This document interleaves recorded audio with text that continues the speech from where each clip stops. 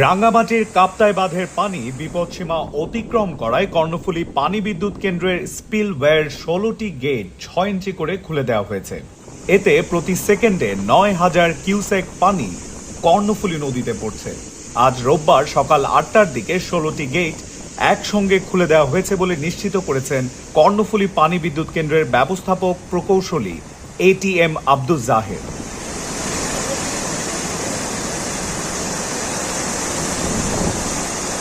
এই গরমে Walton air conditioner exchange অফারে স্প্লিট এসিতে ২৩,৪০০ টাকা পর্যন্ত এবং কমার্শিয়াল এসিতে ৪২,৮২২ টাকা পর্যন্ত নিশ্চিত ছাড়।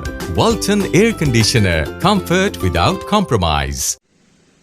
আব্দুল জাহের জানান, উজান থেকে নেমে আসা পাহাড়ি ঢলে কাপ্তাই লেকের পানি গত কয়েকদিন ধরে বৃদ্ধি পাচ্ছিল। গতকাল শনিবার রাতে লেকের পানি বিপদ সীমা অতিক্রম করায় লেক ব্যবস্থাপনা কমিটির পরামর্শে পানি ছেড়ে দেওয়া হয়েছে। বর্তমানে লেকের ইনফ্লো ও বৃষ্টিপাত নিবিড়ভাবে পর্যবেক্ষণ করা হচ্ছে।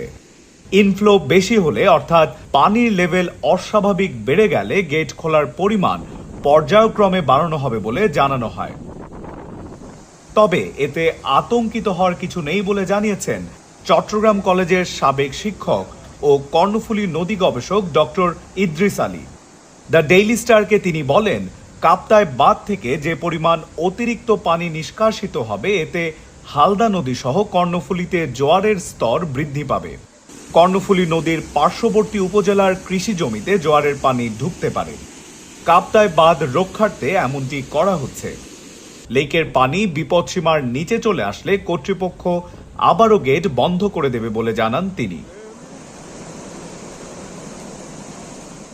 বিদ্যুৎ উৎপাদনের লক্ষ্যে ১৯৬০ সালে খরস্রোতা কর্ণফুলী নদীর উপর ১,০৩৬ বর্গ কিলোমিটার এলাকা জুড়ে নির্মাণ করা হয় কাপ্তাই বাঁধ, যার বিদ্যুৎ উৎপাদন ক্ষমতা ২৩০ মেগাওয়াট।